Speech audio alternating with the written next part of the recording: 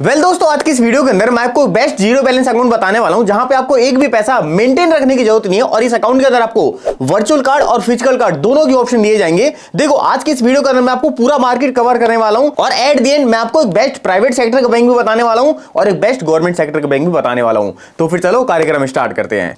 लेकिन दोस्तों वीडियो में आगे बढ़ने से पहले ना एक बार मैं आपकी थोड़ी बहुत कंफ्यूजन क्लियर करता हूं, क्योंकि मार्केट के अंदर बहुत सारे ऐसे बैंक हैं और उन सभी बैंकों के पास जीरो बैलेंस की फैसिलिटी अवेलेबल है, लेकिन उनके अंदर क्या कमी है और क्यों आप लोगों को वो वाले अकाउंट ओपन नहीं करवाने चाहिए एक बार मैं आपको डिस्क्राइब कर देता हूं।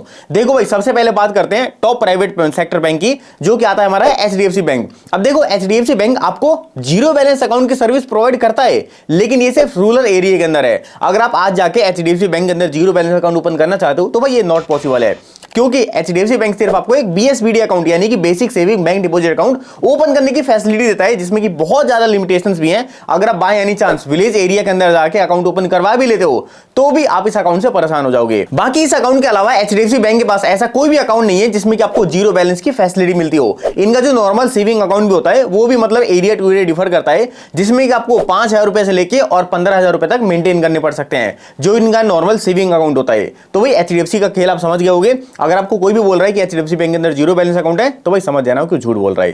अब दोस्तों दूसरे नंबर पर अगर बात करें एक्सिस बैंक की, तो भाई देखो एक्सिस बैंक आपको जीरो बैलेंस की फैसिलिटी प्रोवाइड करवाता है, लेकिन आपको थोड़ा सा समझना पड़ेगा।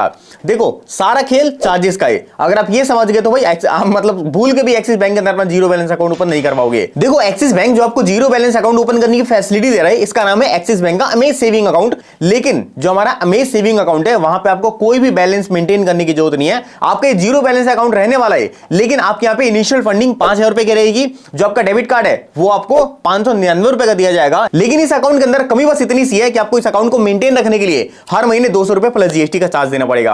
अब ये देखो आप एक सिंपल सी कैलकुलेशन करना, मैं नॉर्मल सेविंग अकाउंट ओपन कर रहा हूं जिसमें कि मेरे को जीरो बैलेंस मेंटेन करना है।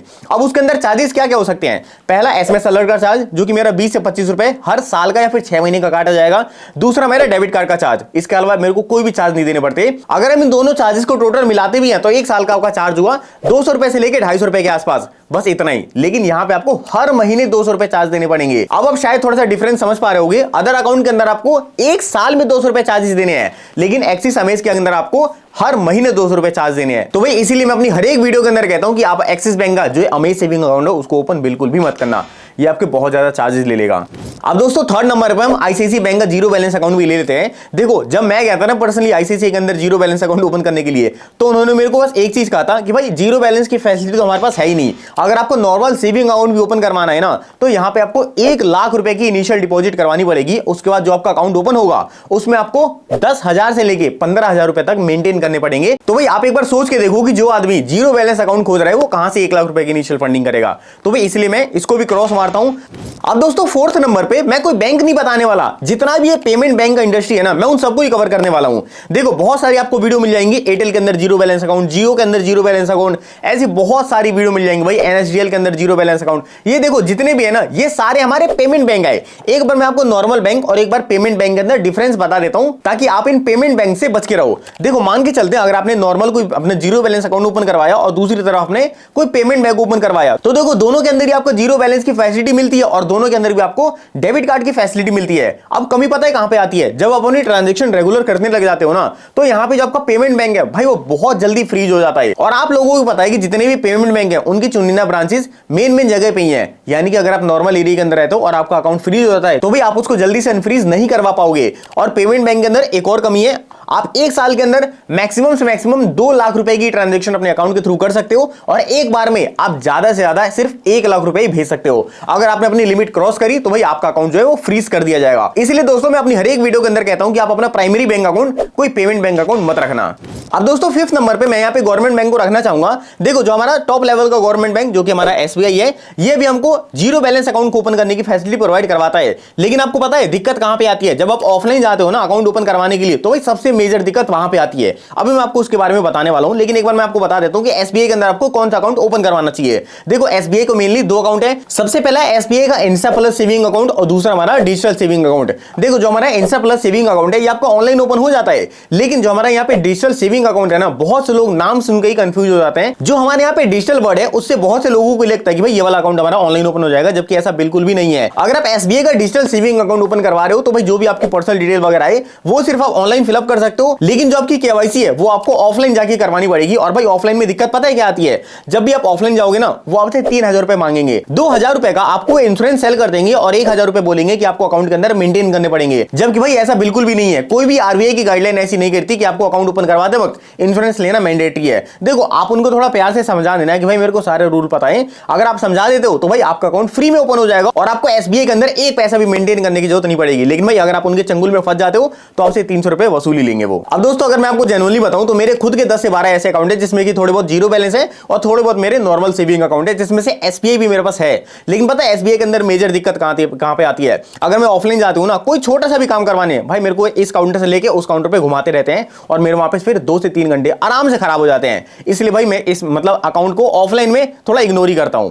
अब दोस्तों लास्ट एंड सबसे टॉप का जो मैं आपको बैंक बताने वाला हूं उसका नाम है इंडसइंड बैंक का जीरो बैलेंस अकाउंट। देखो ये अभी तक मैंने आपको जितने भी अकाउंट बताए सब में कोई ना कोई कमी आती है और उन कमी की वजह से मैं आपको रिकमेंड नहीं करता अकाउंट ओपन करवाने को। एसबीआई बेशक से आप देख सकते हो, लेकिन भाई अदर जितने भी अकाउंट है उन सब में तो आप अकाउंट ओपन करवा भी नहीं सकते और एक बार करवा लिया तो आपको हाई चार्जेस पे करने पड़ेंगे। लेकिन इंडसइंड के अंदर ऐसा है, आपको ऑनलाइन सर्विस भी बढ़िया मिलेगी और आपको ऑफलाइन सर्विस भी बढ़िया देखने को मिलेगी। देखो भाई अकाउंट ही तो है, हमको पैसा मेंटेन ही करना है, वो किसी भी अकाउंट के अंदर कर सकते हो। और बहुत से लोग ये सोचते हैं कि भाई एसबीआई के अंदर हम पैसा रखेंगे तो हमारा सेफ रहेगा, भाई ऐसा नहीं है। डीआईसीजीसी जो कि आरबीआई की एक सब्सिडरी बॉडी है जिसका नाम हमारा deposit insurance credit guarantee corporation है, ये हर एक बैंक के हर एक कस्टमर को मैक्सिमम 5 लाख रुपए तक का इंश्योरेंस प्रोवाइड करता है। अगर बाय एनी चांस बैंक डूब जाता है ना तो हर एक कस्टमर को 5 लाख रुपए तक का क्लेम मिल सकता है। तो भाई आप ये थॉट प्रोसेस अपने दिमाग से निकाल दो कि सिर्फ एसबीआई के अंदर पैसा डालेंगे तो वो सेफ रहेगा। आज के डेट में आप किसी भी बैंक के अंदर पैसा डाल रहे हो तो आपका मैक्सिमम 5 लाख रुपए तक सेफ हो सकता है। अब दोस्तों एक बार मैं आपको फटाफट इंडसइंड बैंक के जीरो बैलेंस अकाउंट के बेनिफिट भी बता देता हूं, उसके बाद इसी वीडियो के अंदर मैं आपको लाइव अकाउंट ओपन करके दिखाने वाला हूं। तो दोस्तों इस अकाउंट का सबसे पहला बेनिफिट जो कि आपको पता ही है, इस अकाउंट के अंदर आपको एक भी पैसा मेंटेन रखने की जरूरत नहीं पड़ेगी। दूसरा सबसे तगड़ा बेनिफिट, पहले इंडसइंड बैंक आपको अकाउंट के साथ साथ सिर्फ फिजिकल कार्ड की फैसिलिटी प्रोवाइड करवाता था, लेकिन अभी अगर आप अकाउंट ओपन करते हो तो आपको यहां पे वर्चुअल कार्ड की फैसिलिटी प्रोवाइड कर दी जाएगी, जो कि आपका वर्चुअल कार्ड बिल्कुल फ्री में रहने वाला है। आपको लाइफ टाइम एक भी पैसा चार्ज देने की जरूरत नहीं है, लेकिन फिजिकल कार्ड के लिए आपको चार्जेस देने पड़ेंगे। उसके बाद थर्ड बेनिफिट, यहां पे जो हमारे एसएमएस अलर्ट के चार्जेस वगैरह भी है ना वो भी बहुत ही ज्यादा कम है। इवन आप कस्टमर केयर से कॉल करके जो आपके एसएमएस अलर्ट के चार्जेस हैं उनको भी बिल्कुल बंद करवा सकते हो। अभी दोस्तों एक बार मैं आपको अकाउंट ओपन करके भी दिखा देता हूं और इसके जितने भी बेनिफिट होंगे मैं आपको संगी संग बताता चलूंगा। देखो भाई सबसे पहले तो बेनिफिट, इस अकाउंट के अंदर आपको हायर रेट ऑफ इंटरेस्ट देखने को मिलते हैं। अगर आप अपने सेविंग अकाउंट के अंदर पैसा मेंटेन करके रखते हो तो यहां पे आपको अप टू 7% का इंटरेस्ट रेट देखने को मिल जाएगा। वहीं पर अगर आप फिक्स डिपॉजिट करवा देते हो तो यहां पे आपको 7.99% का इंटरेस्ट रेट देखने को मिल जाएगा। अगर आप इसका फिजिकल डेबिट कार्ड लेते हो तो भाई यहां पे आपको ना क्रेडिट कार्ड जितने तगड़े तगड़े ऑफर देखने को मिलते हैं, अभी हम उसके बारे में डिस्कस करेंगे। लेकिन यहां पर आप देख सकते हो, अब अकाउंट को ओपन करवाने के लिए आपको simply open your account now पे क्लिक कर देना है। इसका मैं आपको डायरेक्ट लिंक नीचे डिस्क्रिप्शन बॉक्स के अंदर प्रोवाइड करवा दूंगा। अब यहां पर आप देख सकते हो, आपको अपना वो वाला फोन नंबर डालना पड़ेगा जिस भी नंबर के थ्रू आप अपना अकाउंट ओपन करवाना चाहते हो। और यहां पे आप एक और तगड़ी चीज देखो, मैंने यहां पे अपना फोन नंबर डाल दिया और देखो जो मेरा फोन नंबर था ना उसके आगे सिर्फ मेरा 15 लगा दिया गया है और यही मेरा फोन नंबर अब मेरा अकाउंट नंबर बन चुका है। यानी कि जब कभी मेरे को अपना अकाउंट नंबर मतलब जब भी जरूरत पड़ती है हम भूल जाते हैं, लेकिन यहां पे आपको अपने नंबर के आगे सिर्फ 15 लगाना है और आपका अकाउंट नंबर वहां पे हो जाएगा। और ये मेरा अभी अवेलेबल भी शो कर रहा है। अब फोन नंबर वगैरह डालने के बाद आपको इनकी टर्म एंड कंडीशन को एक्सेप्ट करना है और फाइनली आपको कंटिन्यू वाले ऑप्शन पे क्लिक कर देना है। अब आपके रजिस्टर्ड नंबर पे एक ओटीपी भेजा जाएगा, देख सकते हो मेरे पास ओटीपी आ चुका है। मैं अपना ओटीपी यहां पे दर्ज कर देता हूं। ओटीपी वगैरह डालने के बाद आपको सिंपली वेरीफाई कर देना है। अब इस वाले पेज के ऊपर आपको अपना आधार कार्ड और पैन कार्ड अपने दोनों वेरीफाई करवाना पड़ेगा। अब दोस्तों यहां पर आप देख सकते हो, आपके आधार कार्ड के साथ लिंक मोबाइल नंबर पे एक ओटीपी भेजा जाएगा। उस ओटीपी को आपको यहां पे एंटर करना है। उसके बाद आपको इनकी टर्म एंड कंडीशन को एक्सेप्ट करना है और फाइनली आपको इस पेज को भी प्रोसीड कर देना है। अब दोस्तों नेक्स्ट पेज पे आपको थोड़ी बहुत अपनी पर्सनल डिटेल डालनी पड़ेगी। यहां पे आपको सबसे पहले अपनी मेल आईडी प्रोवाइड करवानी है और ध्यान रखना इसी मेल आईडी पे आपको वीडियो केवाईसी का लिंक भेजा जा सकता है। उसके बाद आपको अपना मैरिटल स्टेटस सिलेक्ट करना पड़ेगा। आप यहां पे सिंगल मैरिड जो भी हो आप अपनी मर्जी के हिसाब से बता सकते हो। उसके बाद आपको अपनी मदर नेम और फादर नेम दोनों डालने पड़ेंगे। अगर आपकी शादी हो गई है तो आप अपना हस्बैंड नेम भी डाल सकते हो। उसके बाद यहां पे आप देख सकते हो मेरे पास ऑक्यूपेशन सिलेक्ट करने के लिए बोला जा रहा है। यहां पर आपको बहुत सारे ऑप्शन देखने को मिल जाते हैं। आप जिस भी प्रोफेशन के अंदर हो वो प्रोफेशन आपको यहां पे एंटर कर देना है। उसके बाद आपको अपना लाइन ऑफ बिजनेस भी बता देना है। इनमें से आप कोई सा भी ऑप्शन सिलेक्ट कर सकते हो। अब यहां पे फाइनली मेरे से ग्रॉस मंथली इनकम पूछी जा रही है, तो भाई जितनी भी मेरी मंथली इनकम होगी वो मैं यहां पे एंटर कर दूंगा। यहां पर आप देख सकते सकते हो मेरे पास अप टू 10,000 से लेके 25 लाख एंड अबव का भी ऑप्शन दिया जा रहा है। आप इनमें से जिस भी ब्रैकेट के अंदर आ रहा हो आप वो सिलेक्ट कर लेना। अब दोस्तों मेरे आधार कार्ड को वेरीफाई करते हुए मेरा परमानेंट एड्रेस भी यहाँ पे शो किया जा रहा है। अब देखो यहाँ पे ना आपको अपना कम्युनिकेशन एड्रेस या फिर आपको अपना करंट एड्रेस बताना पड़ेगा। ध्यान रखना जो एड्रेस आपके आधार कार्ड के अंदर है वो आपका परमानेंट एड्रेस होता है और जिस एड्रेस पे अभी आप रह रहे हो वो आपका कम्युनिकेशन एड्रेस या फिर आपका करंट एड्रेस होता है। और जो भी आपको मतलब चेकबुक वगैरह भेजी जाती है वो आपके करंट एड्रेस पे ही भेजी जाती है। तो भाई मेक श्योर करना कि आप अपने करंट एड्रेस पे अवेलेबल होनी चाहिए। अब यहाँ पर आप देख सकते हो मेरे पास बोला जा रहा है my current address is different from Aadhaar address, I want to update my communication address. अगर आपको लगता है कि दोनों एड्रेस अलग अलग है तो आप इस पे टिक करके आप अपना कंप्लीट कम्युनिकेशन एड्रेस भी एंटर कर सकते हो। उसके बाद दोस्तों मेरे को यहाँ पे नॉमिनी डिटेल भी फिलअप करने को बोला जा रहा है। देखो भाई नॉमिनी डिटेल हम इसलिए फिलअप करते हैं कि भाई देखो हमारे अकाउंट के अंदर ऑब्वियस बात है पैसे पड़े रहेंगे और भगवान ना करे अगर हमारे साथ कुछ हो जाता है तो जो भी हमारे अकाउंट के पैसे हैं वो हमारे नॉमिनी को ट्रांसफर कर दिए जाते हैं। इसलिए हमको यहाँ पे भाई नॉमिनी डिटेल मुश्किल से मुश्किल 1 मिनट टाइम निकाल के फिलअप कर लेना चाहिए। उसके लिए आपको सिंपली नॉमिनी का फुल नेम, रिलेशनशिप, जो भी उसका डेट ऑफ बर्थ वगैरह है वो चीजें डाल देना। उसके बाद नॉमिनी आपका फिलअप हो जाएगा। अब यहाँ पे आपको एडिशनल डिटेल के अंदर तीनों में नो कर देना है और यहाँ पे आप देख सकते हो मेरे पास फाइनली ब्रांच को सिलेक्ट करने का भी ऑप्शन आ चुका है। आप ये हमेशा ध्यान रखना कि आपको ब्रांच नियरेस्ट से नियरेस्ट लोकेशन पे सिलेक्ट करनी है। यहाँ पर आप देख सकते हो मेरे पास बहुत सारी लोकेशन आ गई है, मैं इनमें से कोई सी भी लोकेशन की ब्रांच सिलेक्ट कर सकता हूँ। उसके बाद दोस्तों इस वाले ऑप्शन के अंदर अगर आप गवर्नमेंट स्कीम मतलब अपने अकाउंट के अंदर लेना चाहते हो तो आपको यहाँ पे मतलब सिलेक्ट कर देना है, वरना आप इसको सिंपली नो कर देना। मैंने यहाँ पे नो ही कर रखा है। उसके बाद अगर आप अपने अकाउंट के अंदर APS ट्रांजेक्शन को इनेबल करवाना चाहते हो तो आप इसको यस कर देना, वरना मैंने यहाँ पे नो कर रखा है। उसके बाद फाइनली आपको यहाँ पे बोला जा रहा है IndusInd bank staff help me to open this account. तो भाई ऑब्वियस बात है कोई स्टाफ ने आपकी हेल्प नहीं करी, मैं हेल्प कर रहा हूं तो इसको अनटिक ही रहने देना। बाकी आपको फाइनली यहाँ पे सेव एंड कंटिन्यू पे क्लिक कर देना है। अब दोस्तों इस वाले पेज को आप थोड़ा सा ध्यान से देख लो। यहाँ पे ना आपको इनिशियल फंडिंग करने के लिए बोला जा रहा है। देखो भाई ये आपका जीरो बैलेंस अकाउंट ओपन हो जाएगा, लेकिन आपको अकाउंट ओपन करवाने से पहले ना एक बार आपको अपने अकाउंट के अंदर इनिशियल फंडिंग करवानी पड़ेगी। मेरे केस में मेरे को यहाँ पे मिनिमम से मिनिमम 500 रुपए इनिशियल फंडिंग करने को बोला जा रहा है।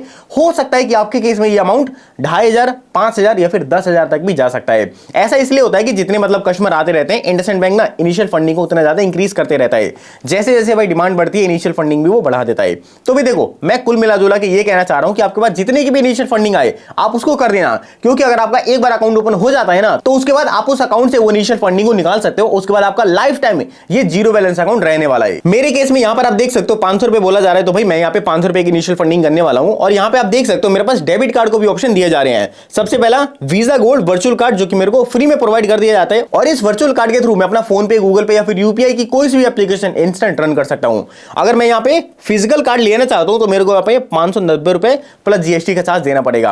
अब देखो भाई अगर आप वर्चुअल कार्ड लेते हो तो सिर्फ आप अपने एटीएम से पैसे नहीं निकाल पाओगे, बाकी इसके अलावा आपके जितने भी काम है वो आप सारे कर सकते हो। तो भाई एक बार आप देख लेना कि आपको क्या सच में फिजिकल कार्ड की जरूरत है या फिर नहीं है। अगर नहीं होगी तो भाई आप अपने 590 रुपए यहां पे बचा लोगे। और देखो भाई मैं यहां पे फिजिकल कार्ड नहीं ले रहा ना, इसलिए उस कार्ड के ऊपर जितने भी ऑफर हैं सारे अब जीरो हो चुके हैं। अगर आप यहां पे फिजिकल कार्ड को इनेबल कर देते हो तो भाई ये ऑफर आपके पास आ जाएंगे, लेकिन मेरे को कोई ऑफर वगैरह नहीं चाहिए क्योंकि मैं यहां पे पैसा नहीं देना चाहता।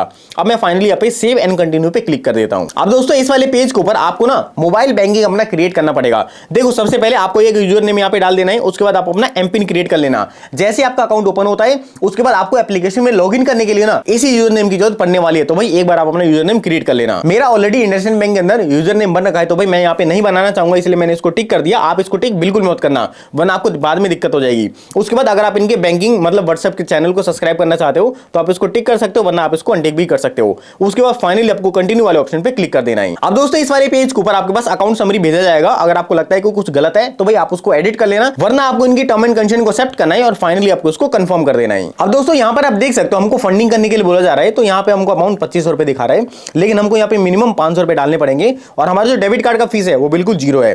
तो देखो भाई मैं यहां पे सिंपली इसको 500 रुपए करके इसको पे नाउ पे क्लिक कर देता हूं। अब यहां पर आप देख सकते हो पेमेंट करने के लिए हमारे पास debit card, net banking, UPI तीन ऑप्शन आ रहे हैं और मेरे को पेमेंट यहां पे 500 रुपए की करनी पड़ेगी। तो भाई इन तीनों में से मैं कोई सा भी ऑप्शन सिलेक्ट कर सकता हूं। मैं यहां पे यूपीआई को सिलेक्ट कर देता हूं। आपका जिस भी एप्लीकेशन के अंदर यूपीआई आईडी हो आपको वो यूपीआई आईडी यहां पे डालनी पड़ेगी। उसके बाद सिंपली उसको वेरीफाई कर देना।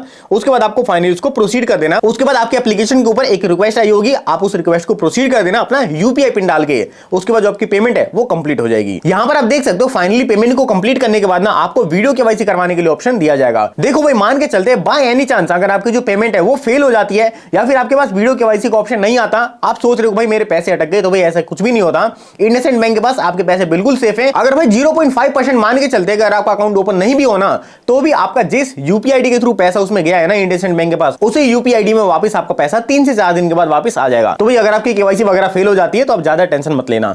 यहां पर आप देख सकते हो हमको केवाईसी करने के के लिए बोला जा रहा है। अब हम यहाँ पे सिंपली प्रोसीड कर देते हैं। देखो केवाईसी को करवाने के लिए मेक श्योर करना कि आपके पास ओरिजिनल पैन कार्ड होना चाहिए, एक आपके पास पेन पेपर होना चाहिए ताकि आप अपना सिग्नेचर वेरीफाई करवा सको, और एट द एंड आपका चेहरा पूरी तरह से विजिबल होना चाहिए। अब दोस्तों केवाईसी के लिए आप जैसे ही प्रोसीड करते हो, इंडसइंड बैंक की तरफ से एक एजेंट आपके साथ कनेक्ट कर दिया जाता है। वो एजेंट आपसे वही पैन कार्ड मांगेगा, एक पेपर पे आपको साइन करके दिखाना पड़ेगा। उसके बाद अगर आपके माइंड में जो भी क्वेश्चन आ रहे हो आप उस एजेंट से पूछ सकते हो, आपको सारे जवाब मिल जाएंगे। उसके बाद एट द एंड आपकी जो केवाईसी है वो सक्सेसफुल सबमिट हो जाएगी, और आपको यहाँ पे आधे से 1 घंटे का वेट करना है। जो भी आपके अकाउंट की डिटेल है ना, जैसे कि लॉगिन डिटेल होगी या फिर आप जो आपका अकाउंट नंबर है, वो सारी चीजें आपको एसएमएस के थ्रू भी और आपको ईमेल के थ्रू भी भेज दी जाएंगी। अब आपको एट द एंड क्या करना है वो मैं आपको बता देता हूं। आपको सिंपली प्ले स्टोर पे जाके इंडसइंड बैंक की जो एप्लीकेशन है ना, उसको डाउनलोड कर लेना है। एप्लीकेशन को डाउनलोड करने के बाद जो भी आपने अपना मोबाइल बैंकिंग के लिए यूजर आईडी क्रिएट करता और एमपिन क्रिएट करता, उसके थ्रू आपको सिंपली उसमें लॉगिन करना पड़ेगा। और अगर आपका अकाउंट ओपन हो जाता है तो जो भी आपने यहाँ पे इनिशियल फंडिंग करी होगी उसको आप इजीली किसी भी अकाउंट के अंदर भेज सकते हो। उसके बाद लाइफ टाइम ये वाला अकाउंट आपका जीरो बैलेंस रहने वाला है। तो दोस्तों ये था कंप्लीट प्रोसेस इंडसइंड बैंक के अंदर अपना जीरो बैलेंस अकाउंट ओपन करने का। और भाई एक बार आप मेरे को कमेंट करके जरूर बताना कि अभी आपके पास कौन सा बैंक है और आप किस बैंक के अंदर अपना जीरो बैलेंस अकाउंट ओपन करना चाहते हो। बाकी हम मिलकर अपनी अगली किसी वीडियो के अंदर, तब तक के लिए जय हिंद जय भारत।